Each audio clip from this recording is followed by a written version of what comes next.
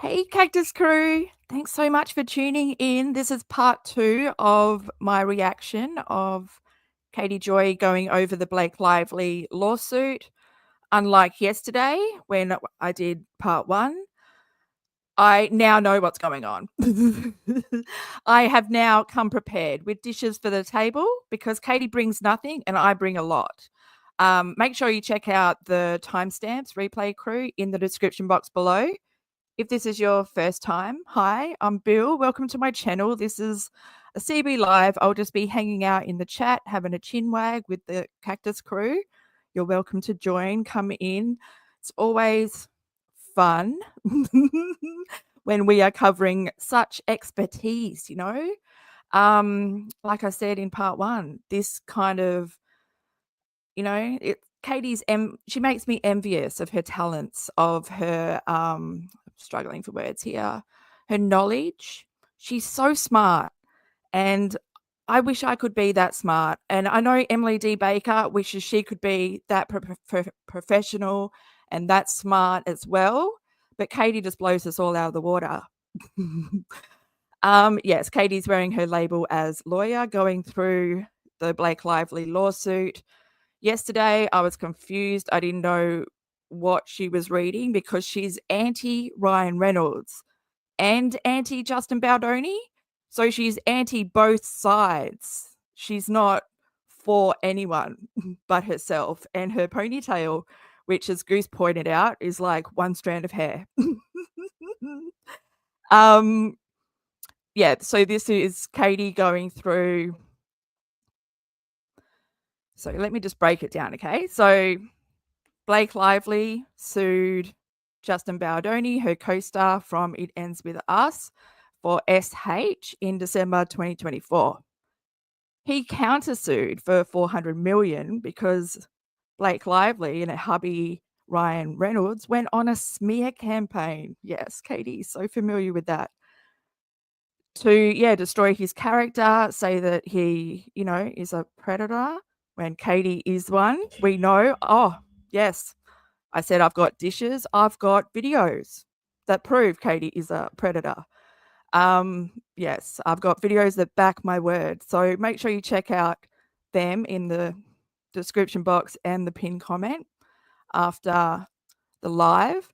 But yeah, Katie is going through Ryan Reynolds' response to the countersuing. So yes, now we're all on the same page. We can move forward. Yeah, if you enjoy this video, give it a like. It helps me out. You can share it, comment below, Cactus crew, replay crew. Let me know what you think. If I miss anything, because I got ADHD, like I actually have it, unlike Katie, just chuck a timestamp in the comments below so everyone can, so I can go over it. I've just lost my train of thought, but that's all right. You're here with me. Thanks for joining me. This is not my usual time that I go live. I usually only cover Katie Monday, Wednesdays, and Fridays, but I've been extremely busy the past few weeks, so covering this on the weekend and at a different time. So it's Saturday morning here in Australia, and I think it might be nighttime over in the USA.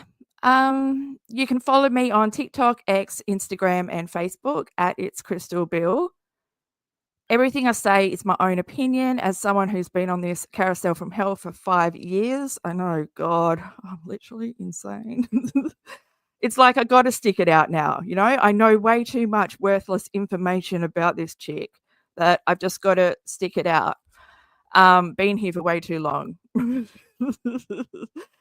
But yeah, I encourage you to check out my links that I provide. Do your own research. Don't take anything I say as fact. Come up with it on your own. Research is always great. If you get stuck, just Google Katie Joy without a crystal ball. Press enter and wham bam. Thank you, ma'am. Okay, let's get into it.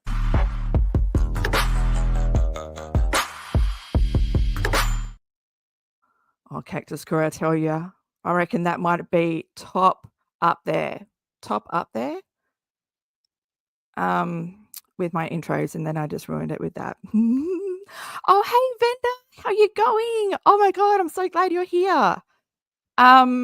Thanks for being here, because I know Katie Joy can be a drag, but thank God, I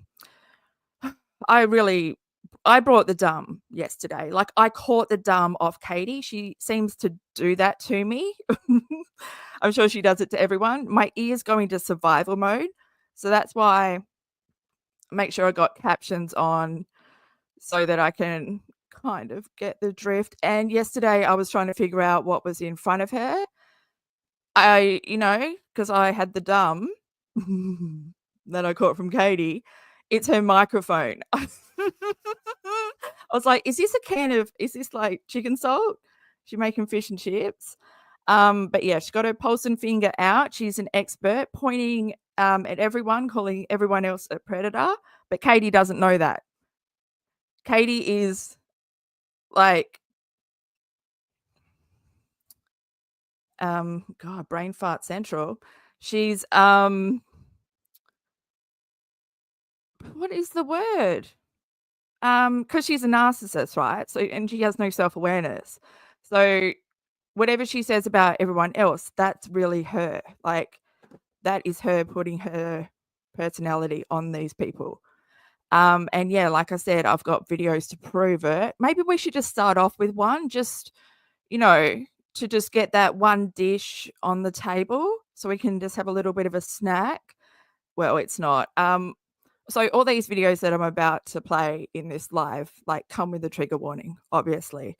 Katie has covered some dark shit over the years. And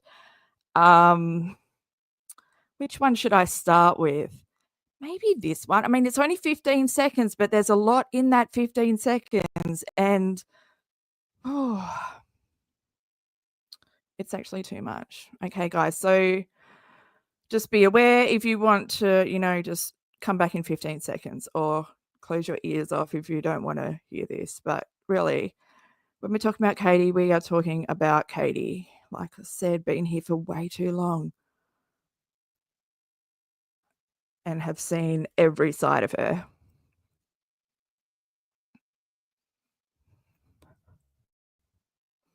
I look forward to naps. You know what I really look forward to? When I get old, I want to be the old grandma that like sexually harasses the young boys that walk by. I don't even care.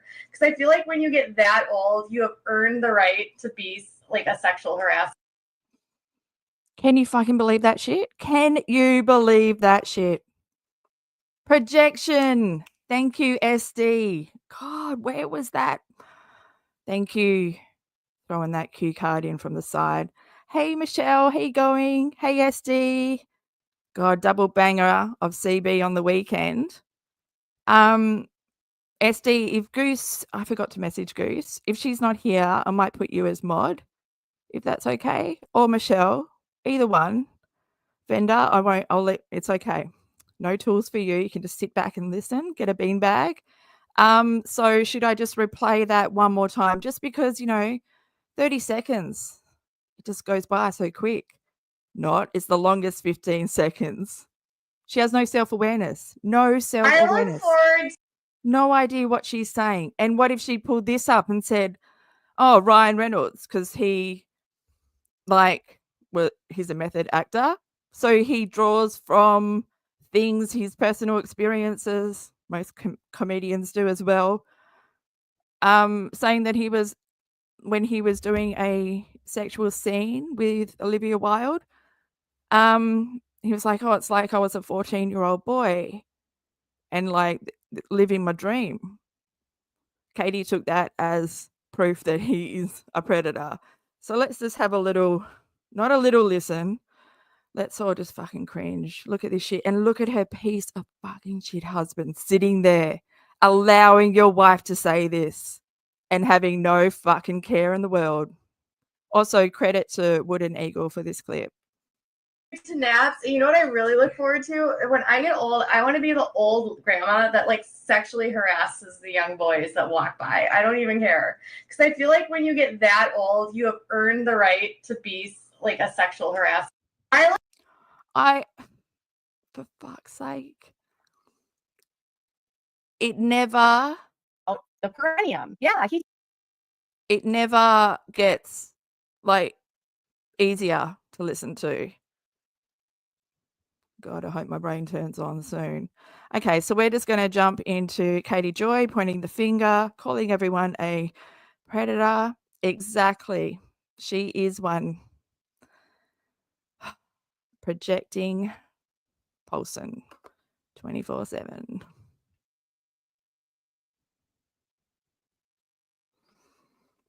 he told Justin that if he could switch the schedule, he would get the main like production line person that does the scheduling. He would get their face tattooed on his perineum, which is your taint in between your butt and your. Ryan brought that up.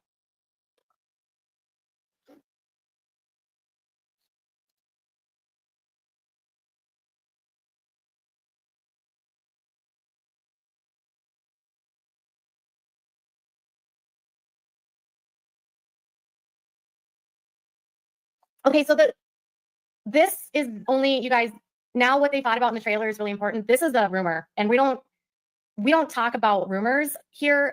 This was never verified in any article. There was no things in the Daily Mail. There was no people. There's no Reddit about this. This is some sort of allegation that came from a video like by Candace Owens. I just want to know, like, I just want people to understand, like, I don't run with like the rumor mill over on this channel. We try to stick to like what's in the complaint. And there's this other thing happening right now with regards to Ryan's sexuality that I just think is, I mean, even if he was, none of that's our business and none of it's relevant and it doesn't matter. So it's just like something to talk about that we don't need to discuss.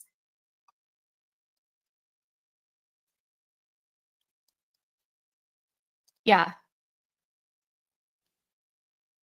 It's hearsay, but we do know that Ryan screamed at Baldoni per the amended complaint, the first amended complaint, right? So we can say that there were some screaming altercations. There were up to that he talked about. So there you go. We just stick to the facts here. We don't get into the speculation. All right. He's really, he doesn't want to say how he caused injury by the predator statement. Well, you know, he owns a studio and they had projects that they lost. He lost his agent, his agency, his studio lost an agent. They don't have anyone representing them now. A bunch of projects have been dropped. He lost his podcast. He's trying to say that no actual malice happened here. He thinks that there's no relevant reason why 400 million should apply. Here's the thing. There again, this is like a red herring, okay? So like what he's doing is he's trying to focus on the 400 million, and the 400 million is kind of this, he doesn't have to prove anything for damages right now, okay? He doesn't have to give evidence for why this number is, because it's like literally just a number that's put on the complaint, okay? Justin doesn't have to argue why it's this number in his complaint. They will argue as they get into discovery and they go to trial why this number is relevant. And as they go through the case, they will be able to, at that point, discuss why this $400 million is relevant. But for a motion to dismiss, it's really just a way for Ryan to have this like temper tantrum about the fact that they're suing him for 400 million. And they're not going to dismiss the case because he picked an arbitrary number, okay? They're not going to dismiss it because he's asking for special damages.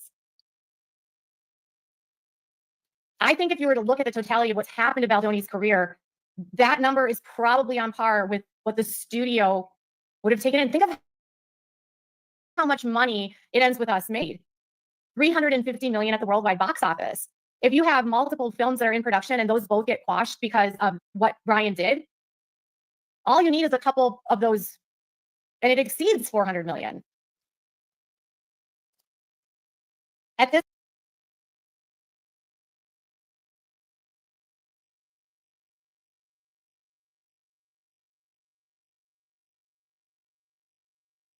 not going to dismiss it because he's asking for special damages. I think if you were to look at the totality of what's happened to Baldoni's career, that number is probably on par with what the studio would have taken in. Think of how much money It Ends With Us made. 350 million at the worldwide box office. If you have multiple films that are in production and those both get quashed because of what Ryan did, all you need is a couple of those, and it exceeds 400 million. At this point, he's also had his reputation damaged so much that the sequel that he owns, It Starts With Us. I mean, he owns the rights to this, and he could have easily made another 400 million on It Starts With Us. And that's just thrown up in the air, right? So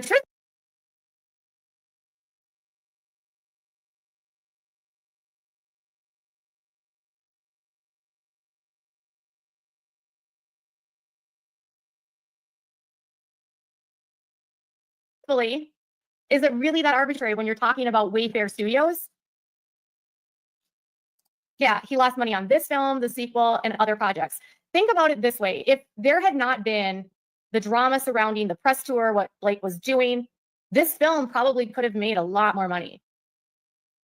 The film did well despite what Blake did, but I'm sure in the grand scheme of things, there was a lot of people that were turned off so much that they didn't see the film because of the way that it was marketed.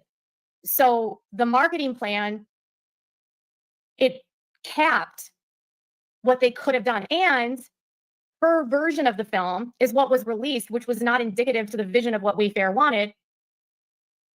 And it wasn't the cut that they wanted. It didn't have the music that they wanted.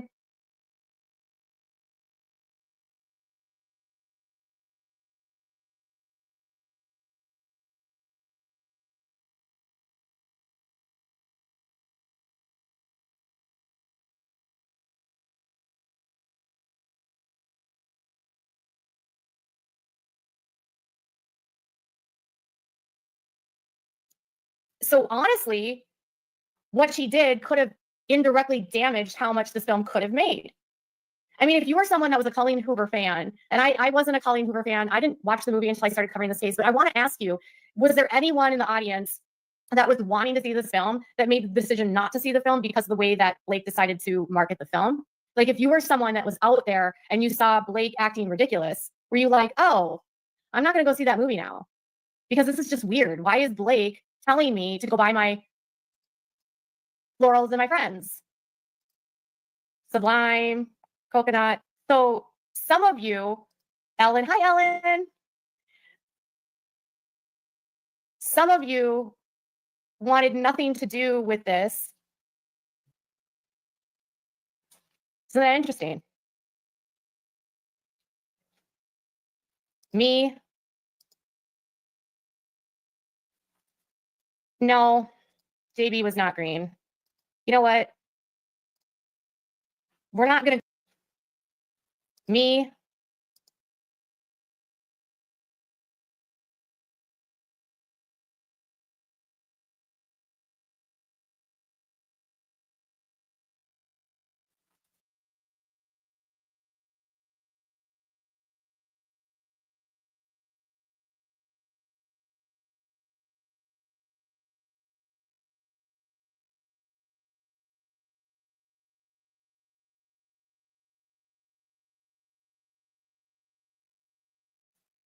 No, JB was not green.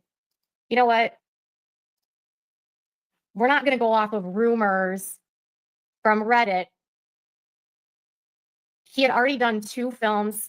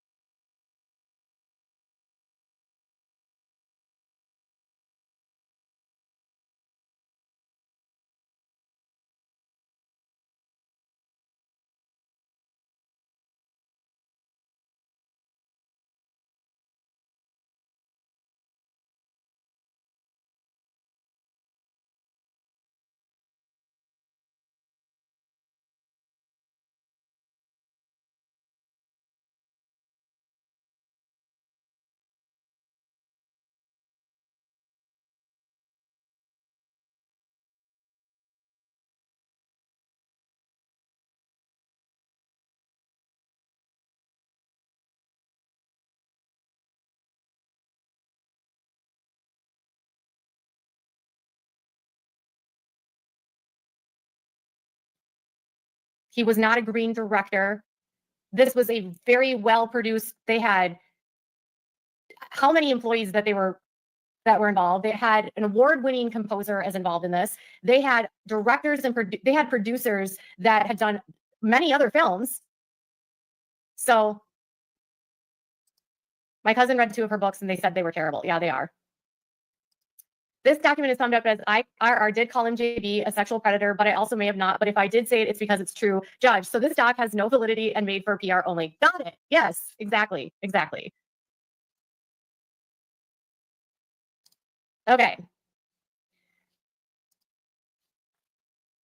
It is inconsistent with the FAC to find that Mr. Reynolds uttered the predator statements with actual malice. Indeed, there's not a single plausible factual allegation from which the jury could conclude that it was with actual malice. Y'all, I like how he's acting like he knows what the jury's gonna think. You know, this is the same man that thought it would be cool to put Deadpool and Nice Pool into a film, that whole thing. But he's thinking that a logical jury is going to see this video and the TED Talk and assume that this is why he's the predator. You know, see, if I was on the jury, I would see that and I would be like, oh yeah, this guy had actual malice. Because if you add into the fact that the incentive of him doing this means that he can tarnish the reputation of a man that holds the sequel to a film that his wife could be in, that his wife could produce, and that his production company could put out. Because remember, Ryan owns Maximum Effort Production Company. Ryan and Blake owns her own production company. So you remember, there could be actual malice. Yeah. He had been acting for decades, and with that his second and third movie, he wasn't inexperienced. He was considerate of his coworkers and wanted their thoughts. Yes. Okay. So there could actually be malice here because a movie's on the line. And he's trying to get around these things by saying, well, you didn't actually have a contract with me. Like, oh, so you just did it without a contract. Cool. You just admitted you did it though, Ryan.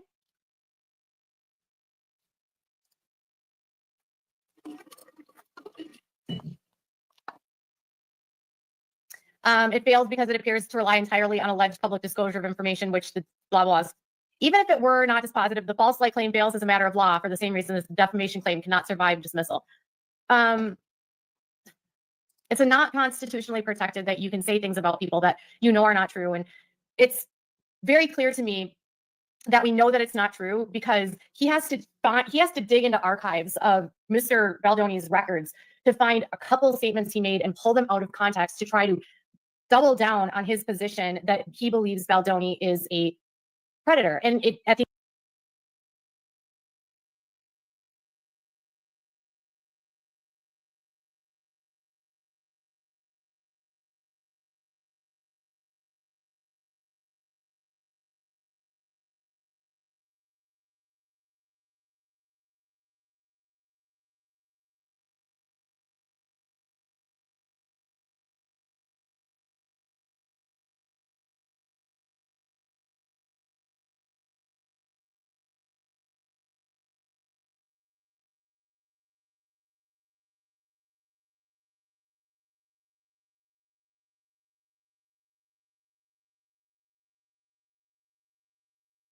the end of the day, what he's using to me, if I were in the jury pool, doesn't show to me that he's a predator. It shows to me that he's being very conscious of what, you know, how he's hurt people, how he can act differently, the mistakes he may have made as a child. He's also trying to say that he didn't interfere with the contract, but he did. If he got Wayfair to fire Baldoni based on the false claim that Justin Baldoni was a predator, that's actually interference in a contract.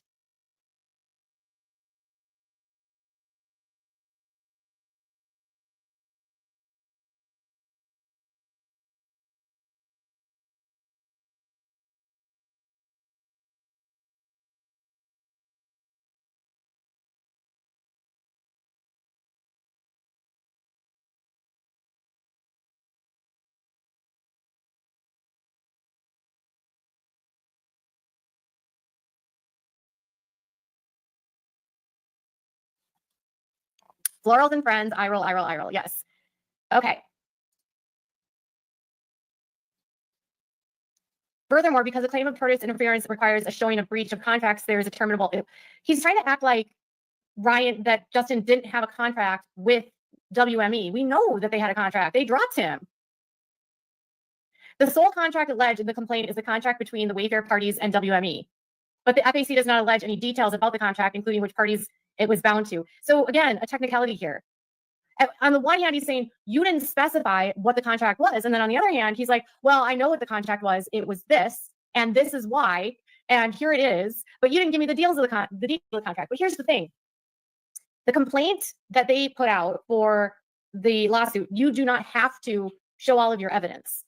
He doesn't have to attach a copy of his contract as evidence with WME because it technically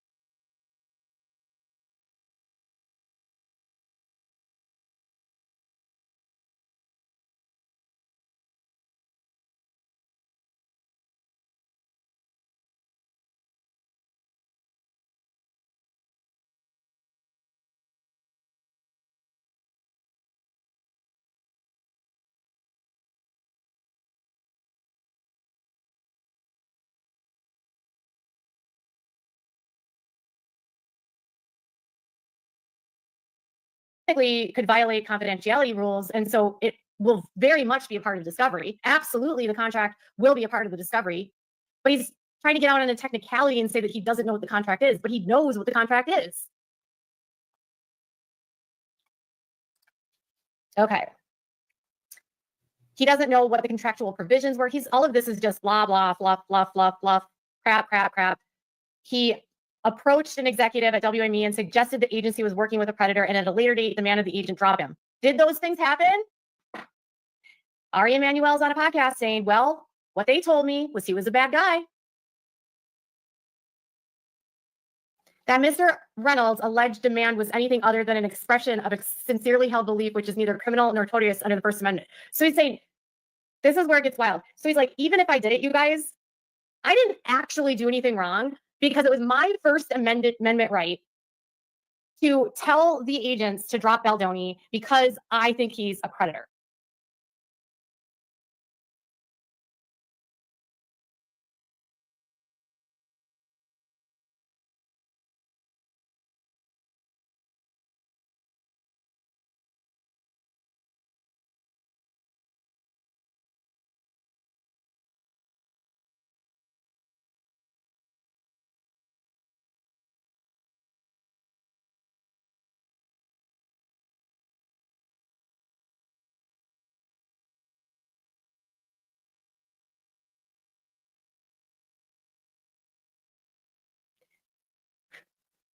If he did do it,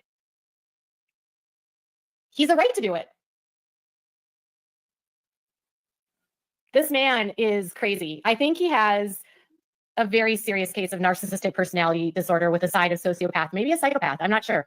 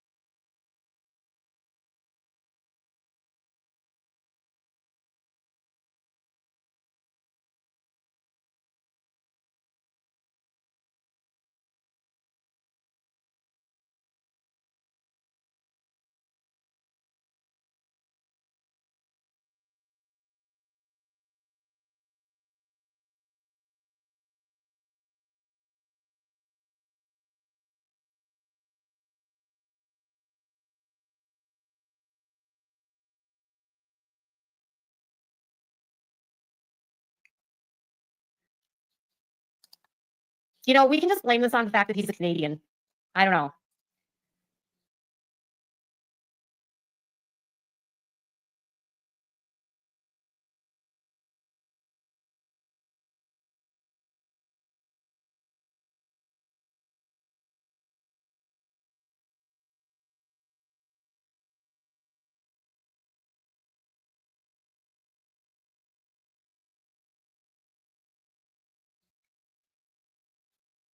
Wayfair parties, he's really stuck on these damages.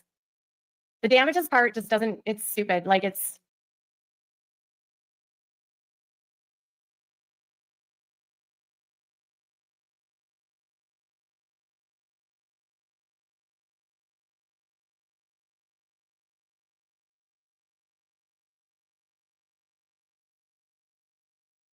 this is all just nonsense. They're not going to dismiss a case based on damages.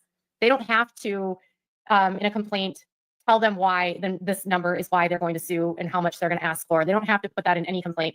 I would actually,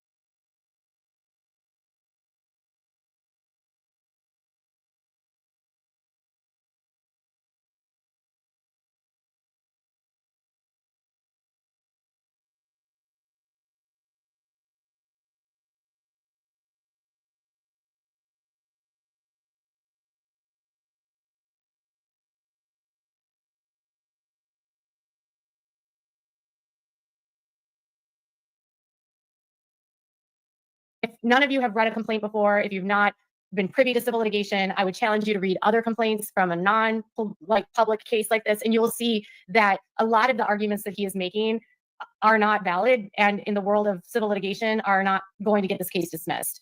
In New York and California, all a lawsuit is a statement of notice that we're going to sue you. The complaint is simply the first part of the action, and it's discovery that is what builds the case and brings it forward. These are what they're claiming has been done to them. They do not have to bring any evidence to the table when they put the complaint together. All they have to do is describe in detail what happened to them and why they believe they have been victimized and are eligible for compensation.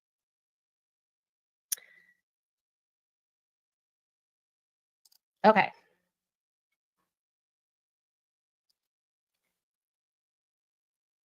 It says that the FAC allegations that Mr. Reynolds participated in a conspiracy to engage in tortious conduct against any of the Wayfair plaintiffs was utterly conclusionary, asserting that Miss Lively was working with her husband, conspired to harm the Wayfair parties by advancing the narrative to the press is unsupported speculation. He doesn't get to decide that right now because they don't know what's in discovery, and that's not a law. Alleging that Mr. Reynolds apparently joined a campaign to extract concessions and creative control over a film by January 4th, 2024, and pure boilerplate reciting elements of civil conspiracy liability. This actually is the claim. That's their claim. He just doesn't like that this is the claim that was made, but you cannot get it thrown out because you don't like what the claim is.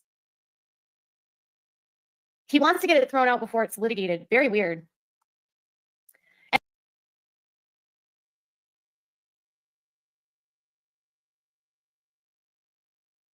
And it says, appearing to recognize this deficiency, they confine each of their allegations to on information and belief. Maybe, maybe not. They're using the information and belief right now. My belief they're using that is because they don't want to say it's a way of getting around the fact that it's a fact. So it's what they currently believe, and it could change when they do discovery. Okay. He wants attorney's fees, which is ridiculous. And then he's talking about something about the New York Times. And then it says that he wants them to strike Exhibit A. So he just spent 28 pages detailing why this complaint doesn't have enough evidence and doesn't prove anything. But then he wants the Exhibit A to be struck from the record because it has too much information. and that it would, the complaint, other than instruments to the complaint, would do considerable damage to the notice requirement. Requiring a defendant to hunt around in voluminous materials to figure out what the plaintiff alleges and relevant in support of its claims, that is extraneous. So now he's saying that this document, Exhibit A, that's the timeline of events, well, that's just so much information and so hard for me to figure out what your claims are that you need to strike this. So on the one hand, he's all, your complaint doesn't have enough information. On the other hand, he's like, your exhibit has too much information and it's too hard for me to read. Oh, Ryan Reynolds is a walking contradiction. Okay, that's the motion to dismiss.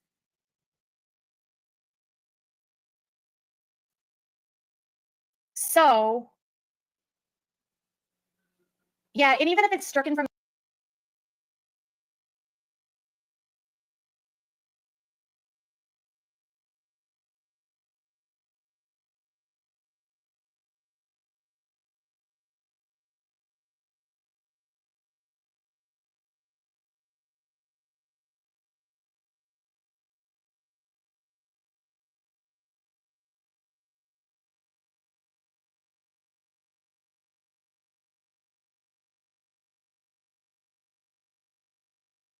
the record, what the Exhibit A is its evidence. And it's basically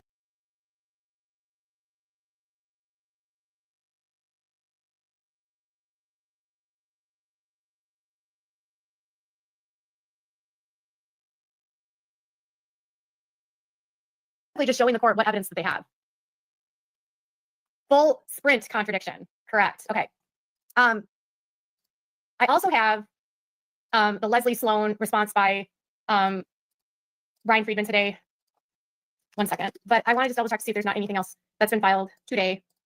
So my baseline after reading this was that one, Ryan Reynolds is unhinged. He is absolutely insane. He's doubling and tripling down on claims that are vastly overstated. He doesn't have a case whatsoever to make claim that Justin is a predator other than the mind of a jealous husband that doesn't want a director that's extremely good looking and has amazing abs to touch his wife. He's jealous of Baldoni, and I believe that he views Baldoni as a threat.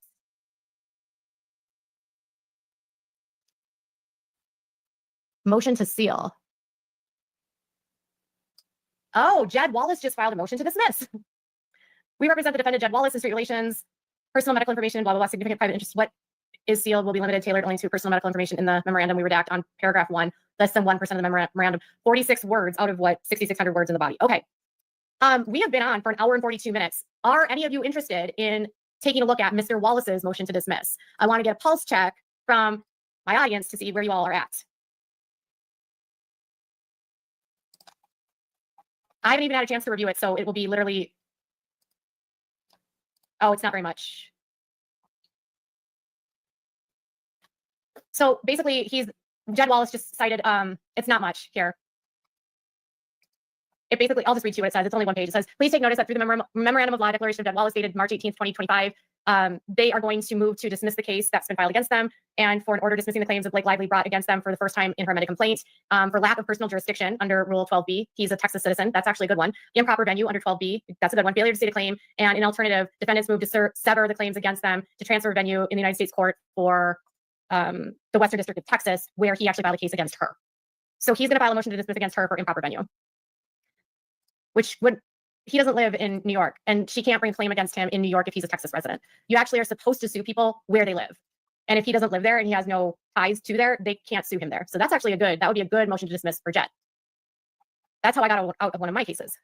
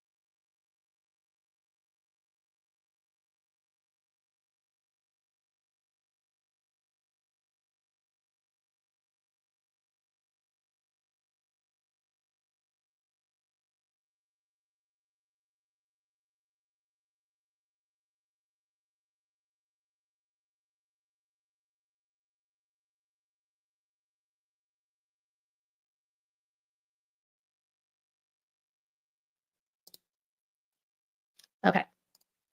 There's not actually a full motion to dismiss, it looks like. Let me just double check.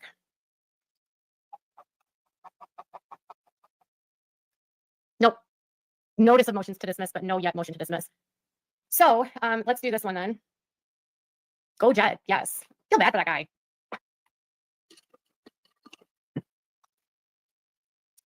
There's a cup of fancy coffee for you. Oh, here's a cup of fancy coffee. You deserve several for going through all with us. Thank you. Friend of Crows. Thank you, Friend of Crows, for the super chat. I don't know if I've missed other people. Thank you. That's my husband. I got that one. You love my content. Thank you. And new member, new member, new member. Cool. Thank you, guys.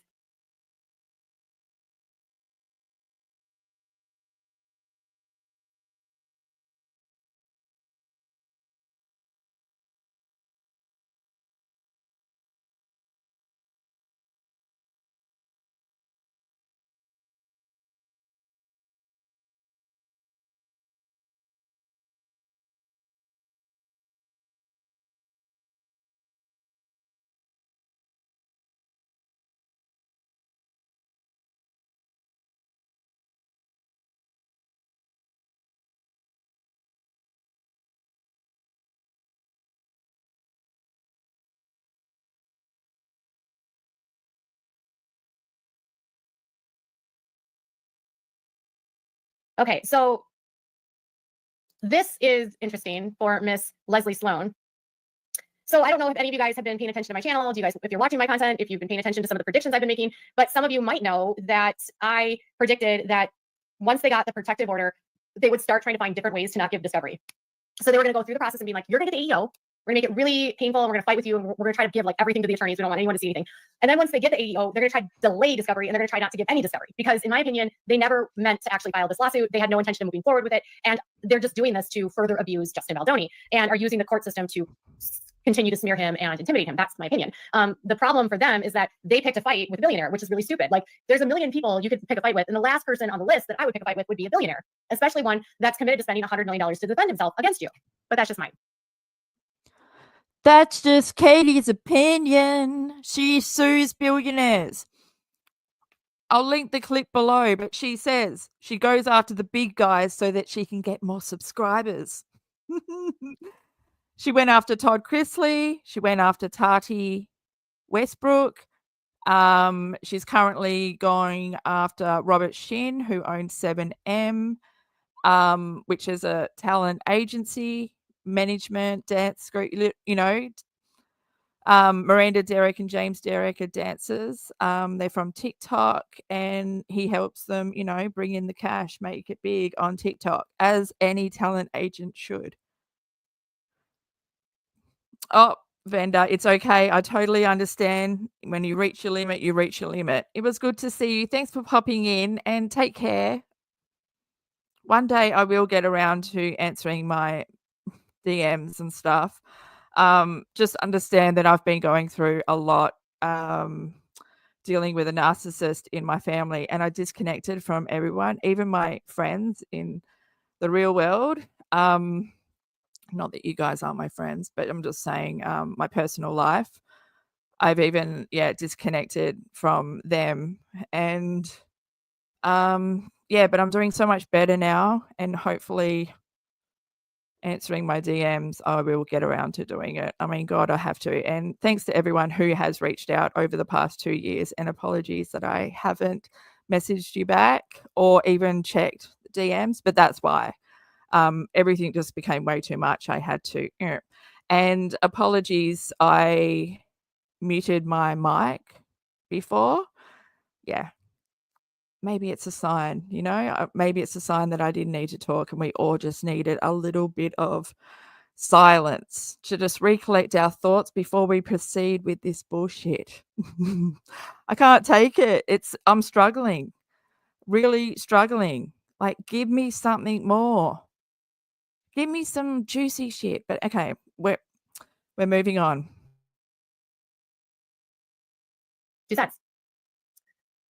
Okay. So they don't want Leslie to get a stay of discovery. I don't really know how this is going to go, but they say that the parties have not demonstrated that discovery sought from it was burdensome, although the Sloan parties complain about the number of categories of documents sought and the number of interrogatories propounded. The Sloan parties can assert such an objection in formal response to the parties will meet and confer about the demands in compliance with your honor's individual practices. So they're trying to get a delay on discovery because of the number of volumes that they're asking for, but they're saying that like they're asking for a delay doesn't change any of this. And this is actually something that's can be done differently by doing a meeting between attorneys. And if her role in this dispute is small, then it shouldn't really be a burden for her to produce documents. And they're trying to go off of the motion to stay for the New York Times, but they're trying to say like Leslie's not a journalist, and the court has stated that the reason why they're giving the New York Times a delay is because there's a probability that it could be dismissed under the New York Shield law, which is for the press. And so while the court decides on the New York Times motion to dismiss, he did stay discovery, but they're saying the Sloan parties can't use what the New York Times are using because she's not a journalist, which she's not. And she just doesn't want to give it up because of business competitors. Katie is not a journalist. Yes, I'm sorry to break it to you. I know, guys, I know. For everyone that thought she was a journalist, she's not. The only degree she has is in Spanish. Yeah, she has a Spanish degree from University of Minnesota. Yeah, not a journalist, never taken a course in her life, has no idea about media ethics, no idea about media law, just, wears that label of journalist. Unfortunately, she couldn't prove to the judge in the 7M lawsuit that she was a journalist. So she missed out on journalist privilege, which she was pushing, because, yeah, you've got to go to school for that. You got to be educated. You got to have qualifications, credentials. Nothing. You have nothing because you are a bullshitter. You are a role player. You're a narcissist, and you spend your whole life pretending to be someone you're not. That's how pathetic your life is. And that is why no one is jealous of you, Katie Joy. No one is jealous of you. Yeah, the amount of people that comment under my videos, oh, you're jealous of Katie. Oh, why? Why would I be jealous? How can anyone be jealous of Katie Joy? She doesn't learn. She doesn't evolve. She's the same person. She doesn't even have goals. She said that. I'll link the video below. Katie Joy wants your personality. Yes, she did a personality test. And oh, guys, she's an empath. Did you know? She's all up in her feels, has very good self-awareness, is a well-established person. But yeah, she has no goals. No goals to better herself, to go out there, do a little writing course or anything. No, not Katie Joy. She's perfect the way she is. Perfect and pathetic. And parties in the action, but they also have said, but we already have, you were just in court last week and we have an AEO now and you can do it under AEO.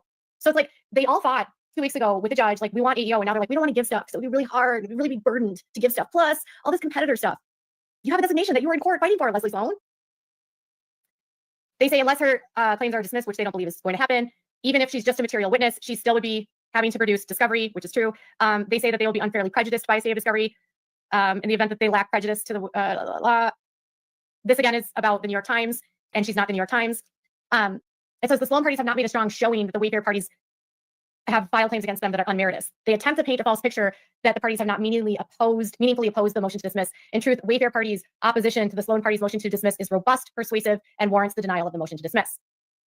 And then contrary to their criticism of the impermissible group pleading, the First Amendment complaint adequately notifies the Sloan parties that the allegations against them are that they engaged in a conspiracy with Blake Lively and Ryan Reynolds to spread false and defamatory information about the Wayfair parties to various media outlets, including the Daily Mail and the New York Times, and principally pertained to accusations that Justin Baldoni and Jamie Heath engaged in sexual misconduct towards Blake Lively, and that Wayfair parties orchestrated a retaliatory smear campaign to damage Lively's image and reputation after she reported their purported misconduct. As set forth more fully, they say that the opposition to the dismissal motion, the First Amendment complaint adequately states the claims for defamation, civil extortion, false light under the applicable California laws, and specifically alleged the Sloan parties made statements to reporters that he was a sexual predator. So they also try to argue that she claims that if some of the claims against her are dismissed, it would reduce the amount of discovery required from her, and they say that's not true. Michelle, girl, you need to hydrate some more. You're talking for a long time. Grab some more liquid with us. Okay. Thank you. Thank you, Moody Shrooms and Bren W. for joining. All right. So what I've learned today is that Blake Lively and Ryan Reynolds have a very, very, very, very unhealthy marriage. The two of them are embroiled in a very toxic marriage. Ryan has exposed himself as an incredibly jealous, rage man that has great disdain for Justin Baldoni. Thank you so much for the super chats. I do appreciate them. All those chats help the channel. Appreciate that. great disdain, anger, and rage towards Justin Baldoni, and he has a vendetta that he wants to destroy Justin Baldoni. So I don't know about you, but like the last thing I would be admitting to in a motion to dismiss, where you're trying to prove that there wasn't malice, is prove that you actually had malice and wanted to destroy Justin Baldoni's life. Did anyone get that about that motion to dismiss? Like, he's all like, I have great disdain for him, and I'm going to use my rage and my vendetta against him to destroy his career. Like, okay, I just want to put this out there. If anyone isn't listening to me out in the audience, it is not normal to want to destroy someone that you don't like. It's not. There's absolutely nothing normal about anyone interfering in someone else's business or their life. There's nothing normal about wanting to destroy another director's life because he has a film that you want to produce. There's nothing normal about being so angry at someone that you run around Hollywood and try to get everyone to hate you, which now it's... I'm just going to stop you there, Paulson, because that's exactly what you did to Robert Shin. That's exactly what you did to Robert Shin. I'll link it below the playlist. I've been covering the lawsuit, doing my best to bring the truth. Wow. I just want to watch that again because she's so like unaware that she has done that. Like, how? It's just crazy to me. Like, I can't, like, having no self-awareness should be a fucking disability. How the fuck has she got through life with no self-awareness? Like, I have too much self-awareness. Like, I know how fucking annoying I am. I annoy myself. So, you know, I should give some of my self-awareness to Katie. I will. I think I will put it in a letter and send it on over to Hanover. Baldoni's life. Did anyone get that about that motion to dismiss? Like, he's all like, I have great disdain for him, and I'm going to use my rage and my vendetta against him to destroy his career. Like, okay, I just want to put this out there. If anyone isn't listening to me out in the audience, it is not normal to want to destroy someone that you don't like. It's not. There's absolutely nothing normal about anyone interfering in someone else's business or their life. There's nothing normal about wanting to destroy another director's life because he has a film that you want to produce. There's nothing normal about being so angry at someone that you run around Hollywood and try to get everyone to hate you, which now it's sort of like when he's admitting to doing these things in this complaint.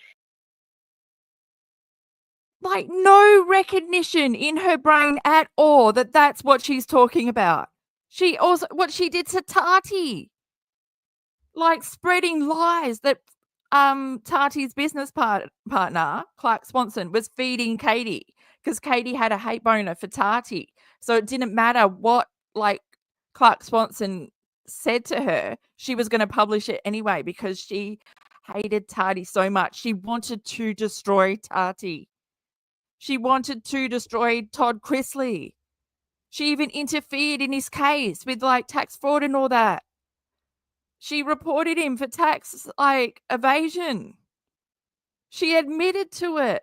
I'll link it below. She admits to it in when she was on John Yates last year.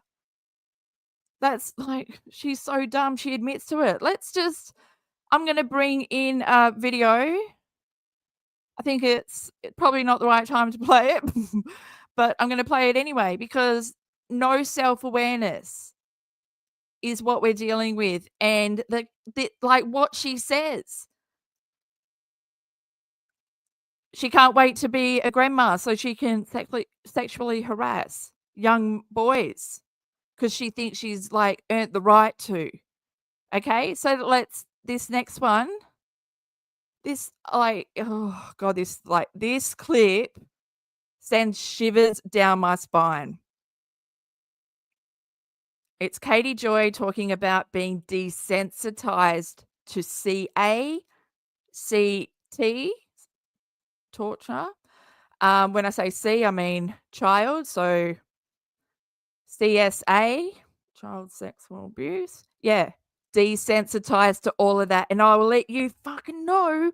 I know like investigators who have like worked on like child trafficking and shit, like really hardcore detectives that their whole life, you know, they work so hard to save children and they've seen the horrors. They are not desensitized. No one is desensitized. Only a narcissist that doesn't feel. Also, Let's just play it. Let's just play it because I'm getting all up in my own grill. So this is Katie from 2009 I had to take a little bit of talking on can't remember. She's on Laughing in Disbelief, or it could be the other one, but Andrew Hoare, her co-writer over at Pathios, she's talking to them.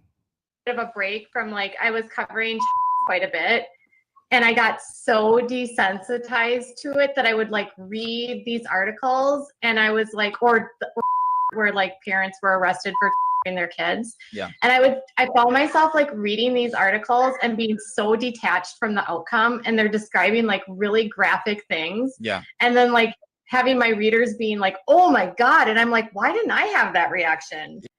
And I remember sitting in the hospital last August while my son was having heart surgery, just writing on YouTube or writing on my blog and like whatever, because it was my surgeries before. I probably would have been freaking out about heart surgery, but somehow I wasn't even worried. It was weird. I was very calm. I had to.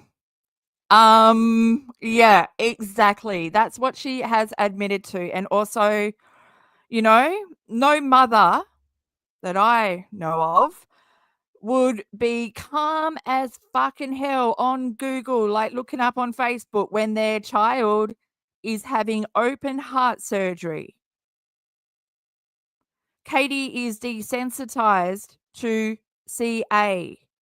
The only people that are desensitized to CA, CSA, CT are those that do it to children, those that harm children. She's taken pictures of her son when he's crying and like written a different caption like, oh, happy day down the bottom. She can't recognize pain in her child's face. She harms her child every time she feed tubes him. Overloads his stomach, making his lips go blue because he can't breathe because he has gastroparesis, which is delayed emptying of the stomach. She doesn't care. She's bolus feeding him. Bolus feeding him. She should not be bolus feeding anyone with gastroparesis because it goes way too fast, fills up the stomach, pushes up against your lungs, your lips turn blue, but that's all right. Katie comes in with her little thing where she vents him, which is very painful for him, and he cries, but that doesn't matter. Katie's there for the thrill. She's life-saving. You know, she gets to play God with her son. Her son was born with panhypopituitarism. He doesn't produce the hormones that any hormones like growth hormones, sexual hormones. The cortisol, I always mess this up, but he has adrenal insufficiency, so he can't control like his stress levels. And when they get out of control, he can have an adrenal crisis. That's all right. Katie causes it, and then she also relieves it with a cortisol shot. Cortisol or cortisone. I really need to look it up and like get it right because it's very important. She is a child abuser. Yeah, in my opinion, but look below. I've got some videos that prove it. This video alone proves that something is very wrong. Also back to talking about Nat, you know how Nat saw that video? I have to go over this. I saw the video too of Mr. Crystal Balls. And yeah, it used to be a video, then it just disappeared when around the whole Nat time. I've got a screenshot of it so I can show you what's happening. But yeah, she's filming it with no idea what her husband is doing. We've also heard Toad yell at V when he's screaming out that he's hungry because, you know, 3 meals a day is all she's offering instead of small meals throughout the day, which would take more time away from her addiction to online drama and her substance abuse, where she indulges in Adderall and booze. God, a lot came out during that. Let's get back to Katie, shall we? I said a lot. Like I said, videos linked in the description box and the pinned comment. God, I just needed to breathe in because that's a lot. It's a lot, right? Let's just go back to Katie. Katie, how do I go back? Press the back button and everything. Normal to want to destroy someone that you don't like. It's not. There's absolutely. Oh my God, there's absolutely no way. Why is it not going nothing normal about anyone. Okay, interfering in the problem that you have with Toad. Because he is way down Sally all the You way. actually had malice and wanted to There you go. It works better than anything. destroy Justin Baldoni's life. Did anyone get that about that motion to dismiss? Like he's all like, I have great disdain for him, and I'm going to use my rage and my vendetta against him to destroy his career. Like, okay, I just want to put this out there. If anyone isn't listening to me out in the audience, it is not normal to want to destroy someone that you don't like. It's not. There's absolutely nothing normal about anyone interfering in someone else's business or their life. There's nothing normal about wanting to destroy another director's life because he has a film that you want to produce. There's nothing normal about being so angry at someone that you run around Hollywood and try to get everyone to hate you, which now it's sort of like when he's admitting to doing these things in this complaint, it kind of makes me feel like Justin and Brian Friedman, when he says that the documents don't lie, it makes me truly believe when he says that there is actual evidence of Blake Lively poisoning cast members against Justin and Wayfair. Because if Ryan's running around in circles and going all over the place and all over the, the Hollywood trying to smear him, why wouldn't they go in on the cast and turn the cast against him too? I mean, that would be the first place you would start, right? So you're going to turn everyone on the cast against him when you're isolated with them and you've removed him from the situation so he can't defend himself. Dragonfly says that's what toxic people do. Destroy. I come from an adjacent industry which operates with PR machines and public-facing communications. It's toxic behind the scenes. Very. I'm learning this. Very toxic. I look like a ballerina. Well, thank you. Also, I just wanted for my daughters, and I really failed. And they were so ugly. And then, of course, I let my daughters participate, as you can tell. Ryan wasn't even in town, and then I just posted this and made it seem like he made terrible, ugly cookies. So he gets what I didn't tell him. Okay. It's great interviews because nobody. And I really pride. This is where. Okay, so here I'd like to tell you something. One of the things that they can do to poke holes in her credibility is to actually look at her own public statements. And here's Blake admitting she lies to journalists. Here's the real secret behind this tweet. This is full spoiler alert. I made these cookies, and they were so bad. And I really pride myself. See, I talk about what a good baker I am, what a good cook I am. But it's great in interviews because nobody's actually trying your food, so they can't really fact check it. So everybody's like, "Oh, Blake, you're such a great chef. Tell me about that." And they have no idea what I can just. So Blake admits that she will lie to journalists about her cooking skills because they won't fact check her. This is the Betty White case. You flick. Now this is Blake on the promotion for Rhythm section. Listen to her talk about men. Listen to the way that Blake openly discusses men. And somebody's doubled over. An external system. Women go through. Yes. Right? False. Because this is the Betty White case. You flick them and somebody's doubled over. An external system. Women go through. Yes. Right? All right. That was my family 3 years ago. Pretty bad hand injury. But we had to your hand. Like I could have closed it in an elevator and then it wouldn't have had any. A 3.5 minute fight. Capture the right things we have. What's the big aspect you would want to tackle in a potential sequel? Well, I think in this movie in the rhythm section, Jude Law says to her, I think that's what she's. When she's an assassin, nobody ever found the body. But this, was in a one take fight. Cool way to injure your hand. Like the stitches were from my injury. So sorry. She says that mic drop Disney. She admits that she's talking about flicking a man's balls. Flicking a man's balls, you guys. I have more of these, hold on. I have another one I want to show you. This is her admitting to. Some people are into that. I once dated a guy that liked to have his balls flicked. I feel like I was made to come in here and give that comment, so share that with the world. But Katie, not everyone is, as placid as your husband. Not placid, it's flaccid, isn't it? It's something around there, just correct it yourself. I've got to shut up. I've just got to listen to her.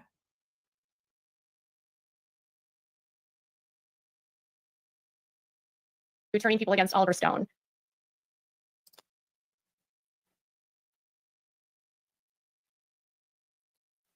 Literal ball buster, yes. Such a weird word to say too. I've never heard anyone use that word before. Or wild films. Because of Betty Buzz, we don't test on animals. We test on men.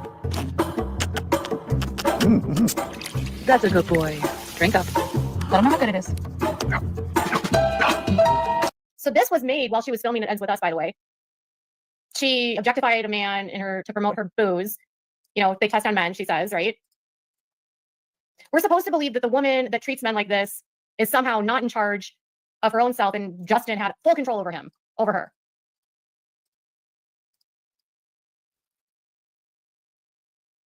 I cannot believe the level of dumb. Katie, come on, man. Get out of your fucking pigeonhole. Widen your mind. You are so uncultured that everything, like you see everything obscured.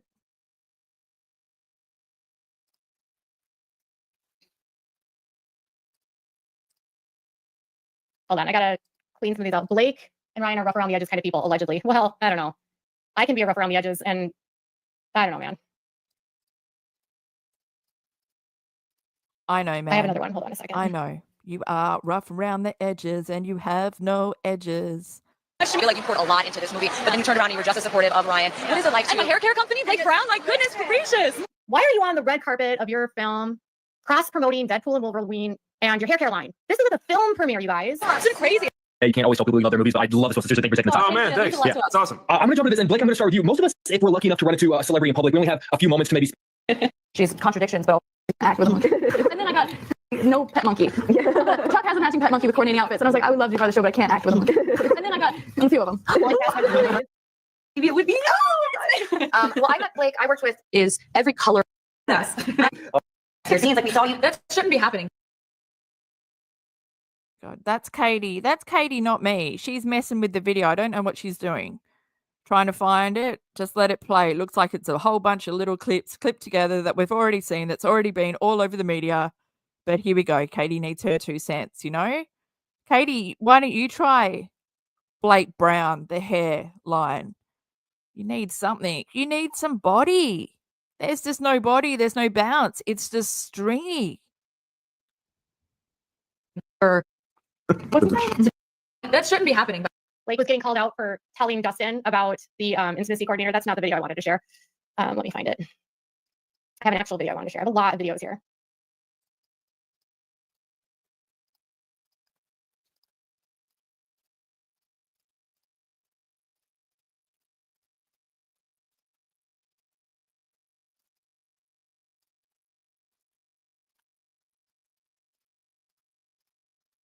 What's going on, Paulson, eh?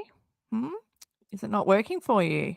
Oh, I'm sorry. Okay. Oh, and then I just Apologize. Don't apologize. Okay, so I just want to like That put this was out there. beautiful silence. This to me is like the walking contradiction of Brandon Slinar. I don't know if you watched the film. I think he's a very mediocre actor. He's also not a heartthrob to me. I don't find him attractive. I find him very boring. He's got, I don't know, his Atlas portrayal was really to me. And no one cares if you are attracted to him or not. Jesus, Katie. when I just look at him, I just think, meh, you know, I'm not like, there's nothing to me that's like stands out about him. And he's been trying to like get on this trope that we need to really remember what this book is about and what this whole thing is about.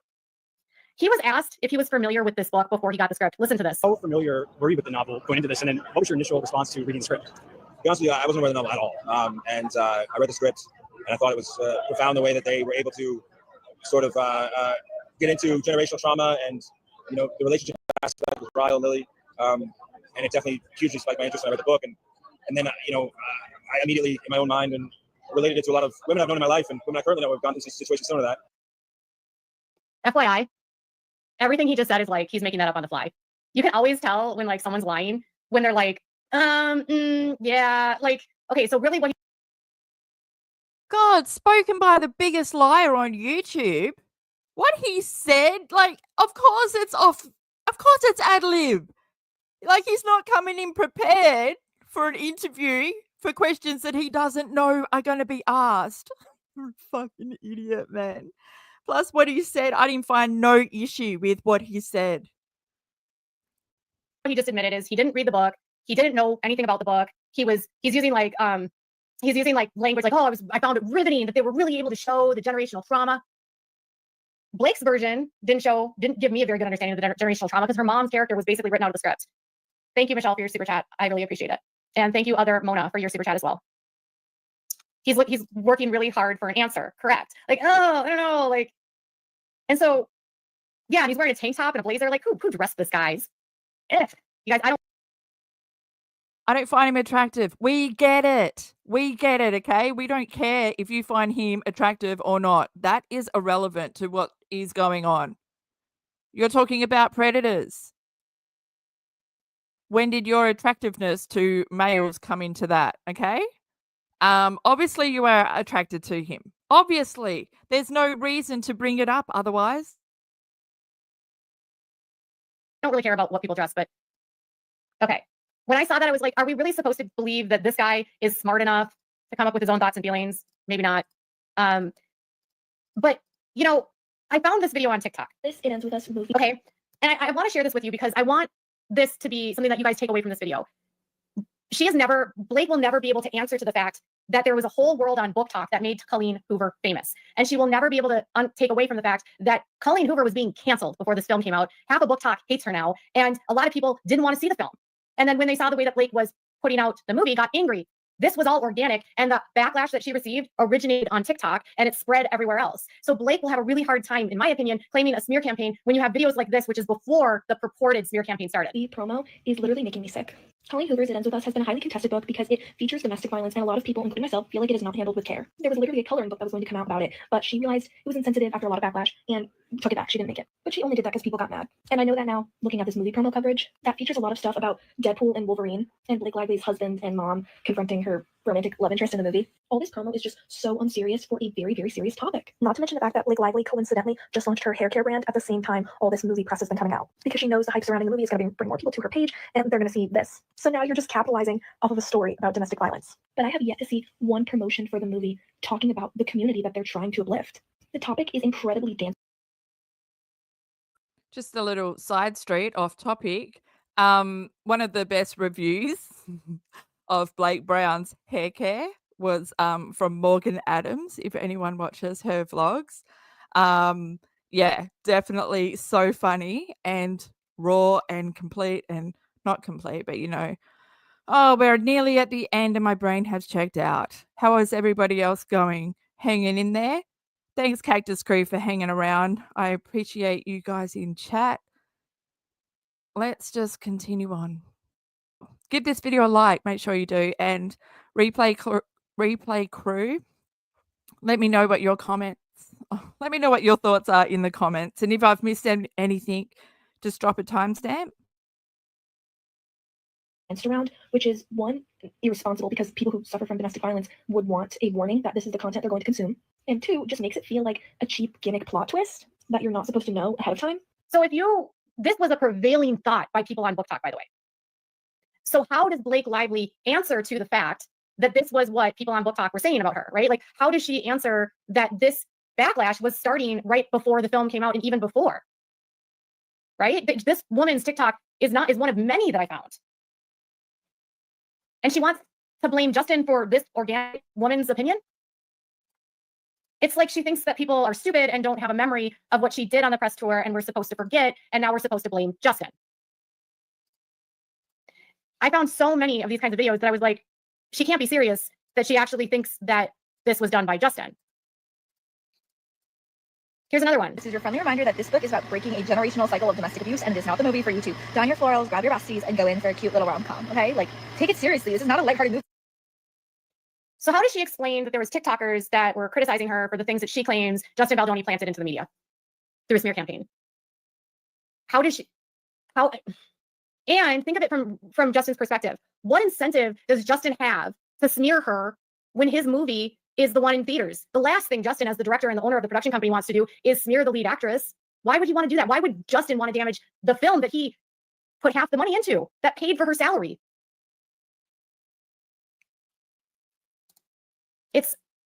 I don't think she even thinks about, I'm convinced that Blake doesn't live in logic. Like, she lives in a world where she truly believes her lies.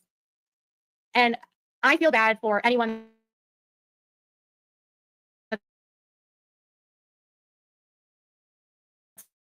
on the receiving end. It is. For Robert Shin, you are on like my God. You're the narcissist going after Robert Sheehan saying that you're right. God, get some self-awareness in here. Get a ton of it. Shower Katie with self-awareness.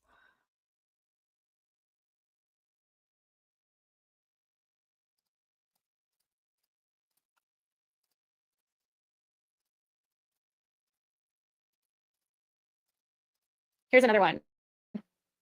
This is my hot take. I may not be consuming enough content surrounding this movie. However, does anybody else feel like the trailers, the press, the overall vibe, It Ends With Us, is giving flowers and happiness and chick flick, romantic comedy, everything that this movie is probably not going to be about? I just don't want like young girls or moms to be taking their daughters and thinking like this is going to be just like this cute little movie. It's triggering. The man is an abuser. I literally asked my husband last night during a commercial break, I said, what do you think that movie that we just saw that trailer for is about? And he was like, I don't know. Is it like a chick flick? No, it's not. It's her.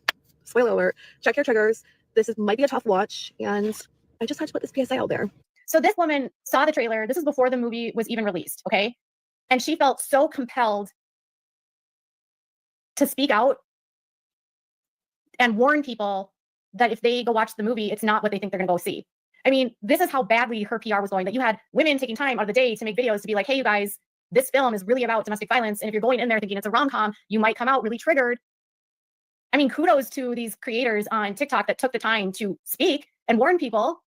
These women clearly care more about the survivors that might go into this film and not be warned. And it's, you know, when you're talking about a concept as damaging as domestic violence, and you're going to ask other survivors that are going to go there, and 1 in 4 women, by the way, is a victim. 1 in 4 women. So your audience, 25% of your audience, day one, minimum, are going to be victims. And you're not warning them that they're about to go watch a movie about domestic violence. Now, if you're someone that's triggered by it, what's that going to do to you? You could have like a panic attack. Your PTSD could get triggered. In the age of Me Too, it's like... Katie, you had no worries like exploiting Amber Portwood's audio, DV audio, making money on that. You bought a new couch with the money you made on that. You could have been triggering for her, bringing it up, posting it for everyone when you had no idea of who the real abuser was, siding with Andrew. When, you know, you had to have followed Amber Portwood's story to really understand that she was getting, you know, used and abused by a lot of men because she was struggling with substance abuse herself. But Katie, you are the biggest exploiter of DV that I've ever come across. You put up your hand and say you were in a DV relationship, that you were RAPED'd, all this stuff, but it never happened to you. Spitting in our face how it's made into a rom-com. Blake is too conceited and entitled to carry zero weight. And, you know, to get back to that point, in the age of Me Too, was Blake failed to acknowledge the victims of domestic violence during her promotion. And today she wants all of us and the victims who she ignored to believe that she is a victim now. Can you imagine the projection and the gaslighting that the victims have gone through? So they've been told from the front end that it's not about domestic violence, it's a rom-com. And now, after they've been ignored and they were completely sidelined and they weren't acknowledged, now she's asking these same victims to view her as a victim and then saying, if you don't believe me, you're going to kill the Me Too movement. When she literally killed their moment. How often do we see a film that actually... God, you're going to kill my Me Too moment. Steal my spotlight. Katie, you have no idea what you're talking about. You're also not being very sensitive around the DV facts. addresses domestic violence. How often do we see on television a show that addresses it? It's such a taboo subject. And this could have been an opportunity to shine a huge spotlight on this problem. Let's just say it's about hope and flowers. Yeah. Was a child of DV in previous times when no one talked about DV. Blake's version doesn't begin to show the depths of the pain that it causes. Katie Joy's son is a child of DV parents. Substance abuse, narcissism. Like children of alcoholics, oh my gosh, they grow up to either continue what they have learned, like continue the cycle of abuse, continue the cycle of alcoholism, continue the cycle of substance abuse, because that's all they know. That's why Katie Joy and Toad have like no issue in continuing how they were raised. I'll link it below, Parenting with the Paulsons. It's a playlist. It's very, it will open your eyes to really what's going on in this household. Valid point. Yes. Thank you. So you're asking us to ignore, you ignored the victims, and now you want the victims to acknowledge you. And I think the backlash that she's getting right now is this from the victims. I think the victims are saying, no, you ignored me, and everything that you're saying happened to you. That's just like, you're flipping it, right? So like, she's taking what they went through and she's saying that she's the victim now. It's like the most narcissistic gaslighting situation you can go through. Yes, and she thinks that survivors are weak, and she never bothered to look at the reality of DV. Correct. Now, for those of you that haven't been able to, like, no one offered you resources, there's the national hotline. It's the National Domestic Violence Hotline. It's the hotline.com, I believe. And you can get resources on the warning signs for DV. They have a 24-hour day hotline. They do safety plans. They have resources. You can even get local resources. I think, if I'm going to be quite honest, I'm pretty confident that the National Domestic Violence Hotline didn't partner with Colleen Hoover and this book because they had previously criticized the book. And I think that Justin had to work with a company like No More because the bigger companies, the bigger nonprofits wouldn't have touched this movie with a 10-foot pole. There was a lot of domestic violence shelters that widely, like vocally criticized Colleen Hoover's book and said that it's a terrible depiction, unrealistic, and dangerous precedent to send, specifically about allowing your abuser to hold a baby while you ask for a divorce, and not discussing in any depth in the book, you know, filing police reports, getting therapy, going to get services. In fact, none of that is addressed. And they also criticize. That's on you, Katie, for not understanding the deep, ingrained abuse that happens with DV victims. And the convincing of, like, the abusers, what the abusers convince them of, you know? The constant cycle of give and take, right and wrong, and how you're always lured back. And because most DV victims, like, I'm speaking from experience, but you lose the ability to think for yourself. It's their thoughts. And, like, you can hear their thoughts for well over, like, a decade or many years after you've actually left the relationship.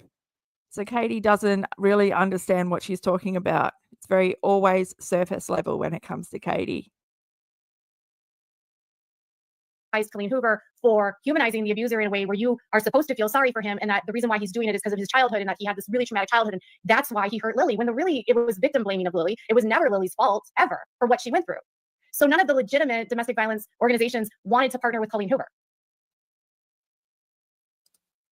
My friend is given the I'm sorry. Nothing screams guilty than like a contradiction. Correct. I think Blake knows a thing or two about domestic violence, if I'm going to be honest.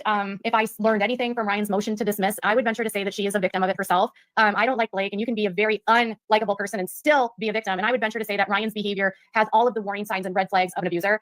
His reaction and his interference in her work, his lack of boundaries with her and her employer, his sabotaging of her project, you know, creating all of these obstacles for her to have to go back to work, yelling at her boss. Like, all of these to me are signs of a violent, abusive partner. These are not the normal signs of this is not a supportive husband's. And that's from your uneducated viewpoint, right? Don't go to these links. My husband doesn't get involved with my work. I mean, plus, if my husband was talking to my boss, he would be talking to me, and it would be kind of weird if he was yelling at my boss because he would be yelling at me. You know what I mean? But like, Ryan shows a lot of red flags to me. There is so much love. The junket, the press junket thing was really uncomfortable too, right? And then just to remind you, there to be the actor and ready to get the gig, I wouldn't reveal that I actually need to have authorship in order to feel fulfilled. So I think that for them, sometimes that might have felt like a rug pull, because you're trying to assert yourself into something that we didn't hire you to do. And so it was a really strange position to be in, because I felt like I want to just like be an actor. Like I want to have more authorship. So I think that it's about, knowing what I want and what I need and representing that from the outset. And if people are into that and want to collaborate with me for all I feel like I need to offer and bring to a job, then those are the people I should collaborate with. And if I see that it's people who are, whether this is oh, I'm so sorry, Dragonfly. I'm so sorry. Get well soon. I don't believe it's about Colleen's mother. I don't either. I don't believe the story is about Colleen's mother. I think Colleen, as much as Blake, is profiting off of the pain of victims with this book. And I think that Colleen is very ignorant and extremely uneducated about domestic violence, though she claims to be a product of domestic violence. It actually floors me how uneducated she is about domestic violence. She actually justified in her Facebook group, the cohort's Facebook group, that it doesn't matter if the husband's abusive, they still get rights to their child. And her book took place in Massachusetts, and a domestic violence shelter in the state of Massachusetts had to literally come out and say, Colleen, because in her book, she said that a man still has legal rights. and it was taking place in Boston, and the freaking DV shelter in Boston had to come forward and say, that's a lie. There's literally this law in Boston and in Massachusetts that states if there are incidences of violence, even if it's not reported to the police, it can be grounds for parental termination. So when you have domestic violence shelters literally like having to warn readers about how badly constructed the book is, it's truly eye-opening and like mind-boggling to me that any of these companies that are now partnering with her are making films about her stuff, because I read the book and it was terrible. I hated the book. I hated the book because she said there are no bad people, there are just bad decisions. And that's a fucking lie. There are definitely bad people that are absolutely. In order to make a bad decision, you don't have to be a bad person, but that is such a pretty. I reckon Katie's taken that out of context, like she always does. But to hate a book, you know, a book is a book. It opens up discussion, and that's what's needed in, you know, in regards to DV.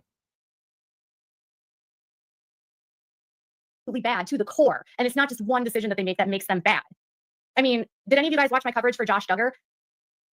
Are we going to say that Josh Duggar just made one mistake and he's just not he's a good person that just happened to download and abuse his sisters? He just made a bad decision. It's just there's a whole. Yes, so getting back to this, she pulls the rug and takes things away from people. So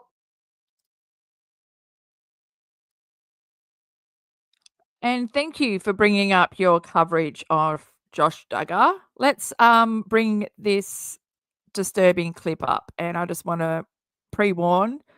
Katie's talking about CSA, and she demonstrates. Yes, I'm going to show that clip. So it's only lasts for a minute. You can walk away, come back, close your ears, skip forward if it's triggering. I think it's important to put in here though, because when you think about it, Katie's desensitized to CSA, has no issue demonstrating with her fingers. Yeah, her coverage on Josh Duggar was disgusting. I've never seen someone drool. Like, she was literally having to wipe drool away from her mouth as she talked about CSA. Absolutely disgusting. Enjoying it. Enjoying every detail. You are sharing the story of their sisters abuse, and you've got no fucking care in the world. Sexually abused by their dads, their brothers, their cousins, being abused by their parents, digitally penetrating. What do you think that sounds like? You put your fingers up the genitals of a 5-year-old girl. So you rape a child by sticking your fingers inside their genitals. That's what digital penetration is. Raping a 5-year-old by sticking your fingers up their genitals. Oh my God, I'm regretting playing it. It's absolutely fucking disgusting. Absolutely fucking disgusting. I feel disgusted. I feel sick. Every time I watch that, like I've seen evil in Katie's eyes, and I've said this often on my channel.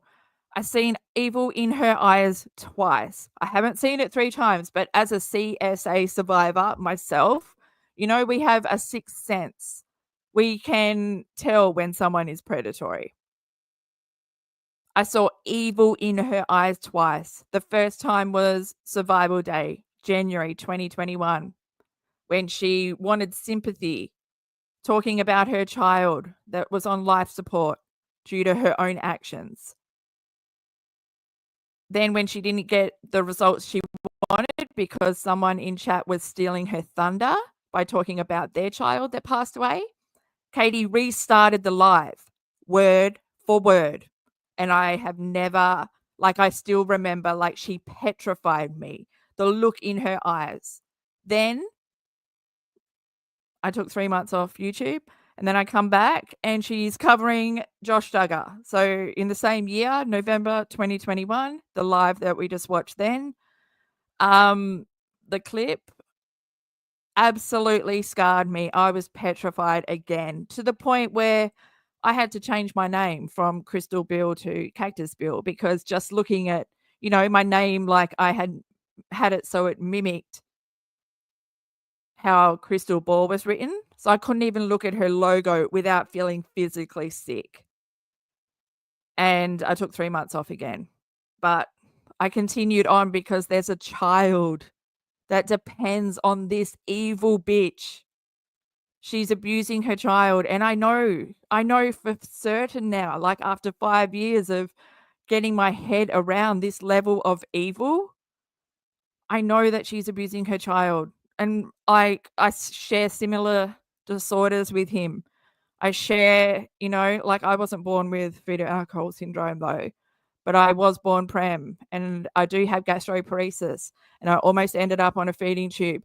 But parents will do anything to make sure their children don't end up on a feeding tube. Doctors are even resistant to going down that path because with gastroparesis, you've already got a semi-paralyzed digestive system anyway.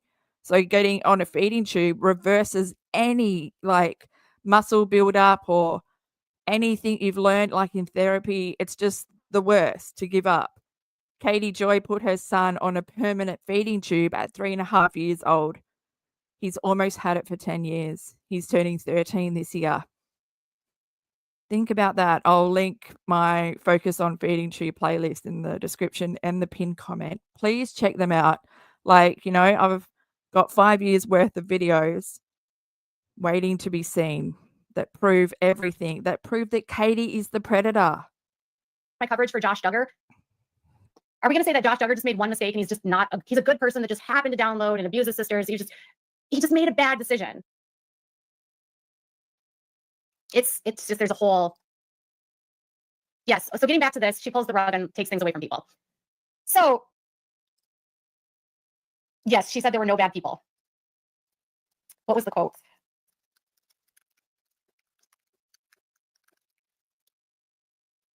This is the quote. There's no such thing as there are no such thing as bad people. We're all just people who sometimes do bad things.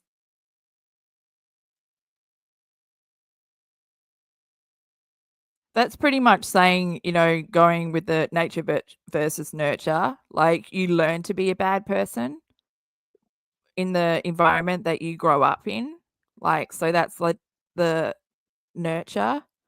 But like, no one's born evil, in my opinion. There is no such thing as bad people. We're all just people who sometimes do bad things. So I'm just going to say it. Like, if you're going to murder someone or unalive someone, that would Michael Lisi. Sorry. I love when like the troll accounts start showing up. And, but there are actually bad people. There are bad people. Yes, she did. I made that video. You saw that video here. Let me show it to you. I'll find it. So I'm just going to be completely honest. I don't know if there's anyone that's on Reddit that's in those Reddit groups, but they have been sharing some of the videos that I've made and they're not linking my Instagram account. And it could just be that they're not even thinking about it. So these are getting shared into Reddit, but it's actually being sourced from my Instagram or from my YouTube and they're just taking it and putting it there, which is totally fine. My content is free to share, but these same channels or pages often will get angry if you take things from them and you don't source them. So if you do see things that have a specific way of writing, you'll know it's me. 1 second, let me find it.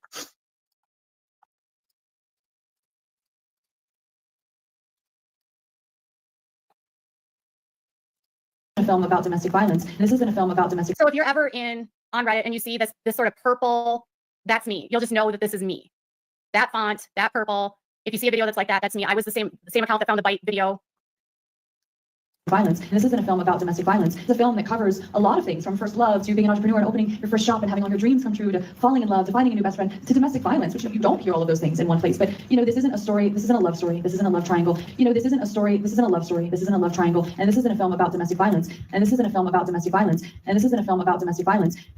I re-looped and like did the domestic violence part. And I just kept chopping it up and duplicating it because I do sometimes watermark. I get overwhelmed and it takes forever to make them. So sometimes I'm not even thinking. And oftentimes people share and they actually share my videos. And like I said, it's not that big of a deal, but a lot of these videos. Yeah.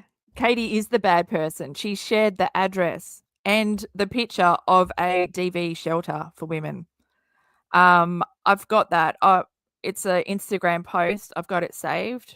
I'll probably make it into a short or something when I do shorts from this clip.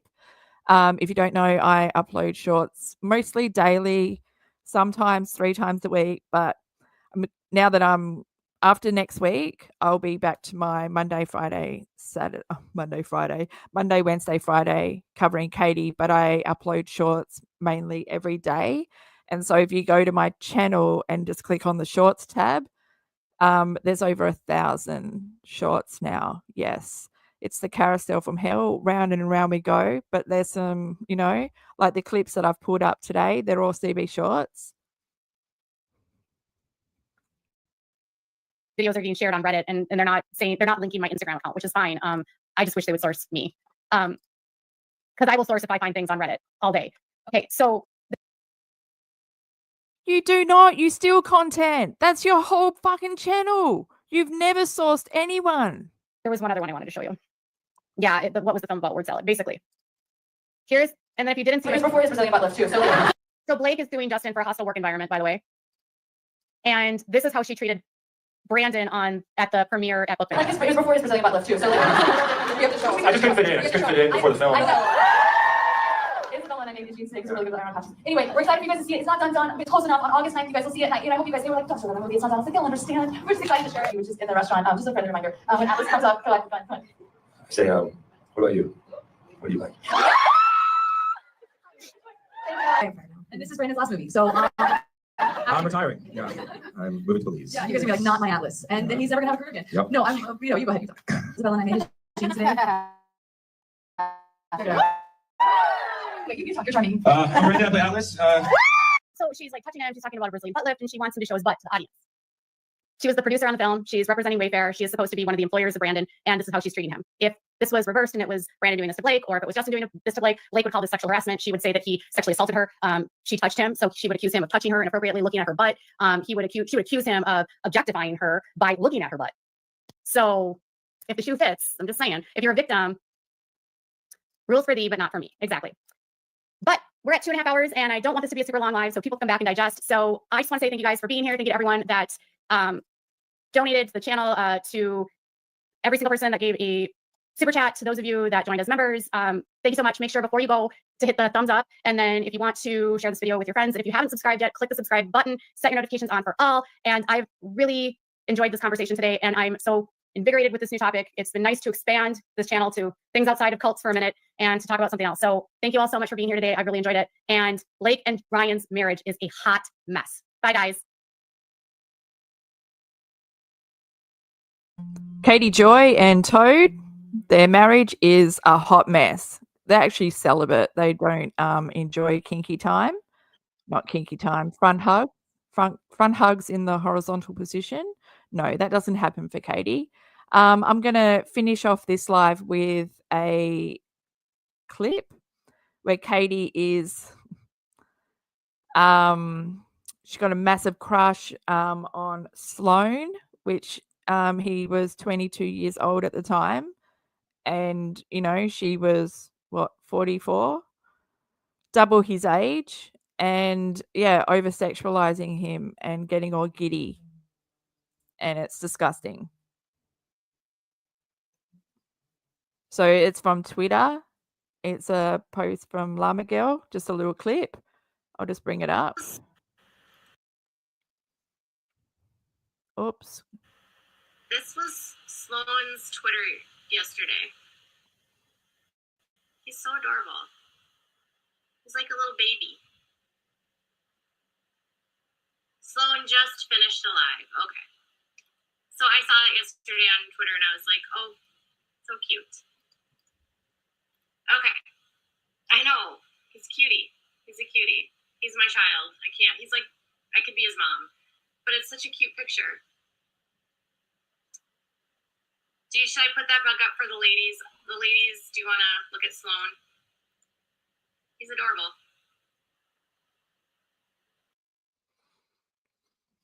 Okay, I get the ick. I get the total ick from that. Guys, thanks so much for being here. Thanks everyone in chat. Hope you guys had a good time. The chat really does save it, because I was in there having a bit of a chin wag with you guys, and I was able to tune out. But Katie does that to me. She, my brain doesn't like the dumpster fire that, she is, because it's monotone. It's all that. But thanks so much for tuning in, guys. Yeah, give this video a like, share it, replay crew, comment below, let me know what you think. And please do consider subscribing. You can follow me on TikTok, X, IG, and Facebook at It's Crystal Bill. Make sure you check out the links. That's important. The links back up everything that I've said. So, yeah. Oh, Renelle, you came in late. Oh, it must be really late where you are. Almost midnight. Well, thank God for timestamps. That's what I say. I'll have to do a live. Yeah, I'm just doing the weekend because I've been busy during the week. But after this week, I'll be back to my usual days of Monday, Wednesday, Friday. But I upload shorts every day. So make sure you check them out. And take care out there, guys. You know, there's people like Katie, well, not walking around. Thank God she just stays in her drinking chair. But what a load of bulldang. That whole lawsuit that she went through, I feel like she didn't make any sense. Like I spent the whole time confused about what she was talking about. But really, she was talking about her own lawsuit, regurgitating what her lawyer has told her. And pointing her finger, calling everyone a predator when she's the predator, and all these clips that I've brought to the table prove that. And yeah, that she's the narcissist with no self-awareness. She's a dangerous woman. She's evil. And I hope that, you know, this video just blows her shit out of the water. Oh my gosh, my brain has totally checked out before my mouth. Thanks, guys. Take care.